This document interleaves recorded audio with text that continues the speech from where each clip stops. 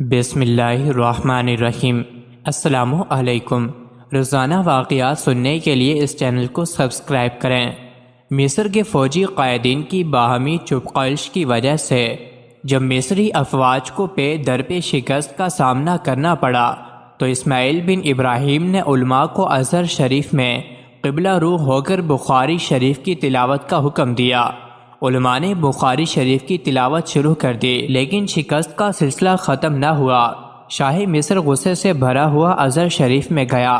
اسے کچھ سجائی نہیں دے رہا تھا کہ وہ کیا کہہ رہا ہے۔ اس نے غیظ و غضب کے عالم میں چلاتے ہوئے کہا، تم یہ کیا پڑھ رہے ہو؟ کیا یہ صحیح بخاری نہیں ہے؟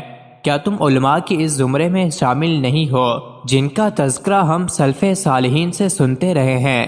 کیونکہ اللہ تعالیٰ نے تمہاری بدولت اور تمہاری تلاوت کی برکت سے کوئی مصیبت بھی نہیں دور کی ہے اور تمہاری کوئی دعا بھی قبول نہیں فرمائی۔ علماء اس کی گفتگو سن کر دم بخود رہ گئے اور حیرت کے مارے انہیں کچھ نہ سوچا کہ وہ کیا جواب دیں۔ وہ ایک دوسرے کی طرف جواب طلب نگاہوں سے دیکھنے لگے۔ اچانک علماء کی صف میں آخر میں بیٹھا ہوا ایک بزرگ عالم کھڑا ہوا۔ اس نے پرجلال آواز میں فرمایا، اسماعیل، یہ سب کچھ تمہاری وجہ سے ہے، یہ سب تمہارا کیا دھرا ہے۔ ہمیں رسول اللہ صلی اللہ علیہ وسلم کا ارشاد پہنچا ہے، تم ضرور نیکی کا حکم دو گے اور برائی سے منع کرو گے، یا تم پر اللہ تعالیٰ تمہارے برے لوگ مسلط فرما دے گا، پھر تمہارے بہترین لوگ دعا کریں گے لیکن ان کی دعا قبول نہیں کی جائے گی۔ علماء و مشائخ پر سکتہ طاری ہو گیا۔ بادشاہ ایک لفظ منہ سے نکالے بغیر واپس چلا گیا۔ اس سے اس عالم کی گفتگو کا جواب نہیں بن پڑا تھا۔ یوں معلوم ہوتا تھا کہ بعد حدیث شریف اس کے حواس پر چھا گئی ہے اور اسے محسوس ہو گیا ہے۔ شکست کا سبب واقعی اس کی طرف سے پایا گیا ہے، تاہم اس سے اس کی تفصیل معلوم نہیں ہو سکی۔ بزرگ عالم دین کی حق گوئی سے علماء نے اس بزرگ عالم کی جان اور اپنی جان کے خوف کی بنا پر اسے ملامت کی اور کہا، تم نے شاہ مصر کو کھری کھری کیوں سنا دی؟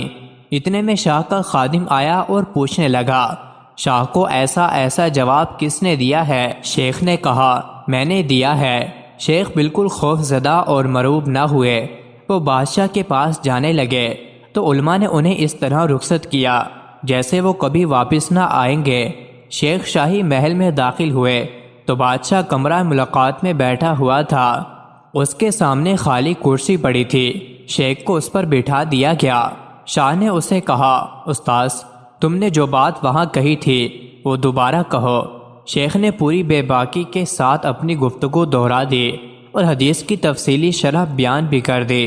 شاہ نے کہا، ہم نے کیا جرم کیا ہے جس کی بنا پر ہم پر وہ مصیبت نازل ہو جو تم نے بیان کی ہے؟ شیخ نے کہا، کیا مخلوق عدالتوں نے سود کے جائز ہونے کا قانون پاس نہیں کیا؟ کیا یہاں زنا کا لائسنس نہیں دیا جاتا؟ کیا یہاں شراب حلال نہیں ہے؟ اسی طرح کے متعدد حرام کاموں کی ایک لسٹ پیش کر دی جو بغیر روک ٹوک جاری ہے، اور اس کے بعد کہا، اس کے باوجود آسمانی امداد کا انتظار کریں تو کس طرح کریں جبکہ تم نے ان حرام کاموں کو روا رکھا ہے جو انتقام لینے والے اور جبار اللہ کو ناراض کرنے والے ہیں۔ حد یہ ہے کہ تم علماء کو طعنہ دیتے ہو کہ ان کی دعا قبول نہیں ہوتی، حالانکہ اللہ تعالیٰ فرماتا ہے، بے شک اللہ تعالیٰ کسی قوم کی حالت نہیں بدلتا یہاں تک کہ وہ خود اپنی حالت کو بدل دے۔ استاذ، پھر ہم کیا کریں؟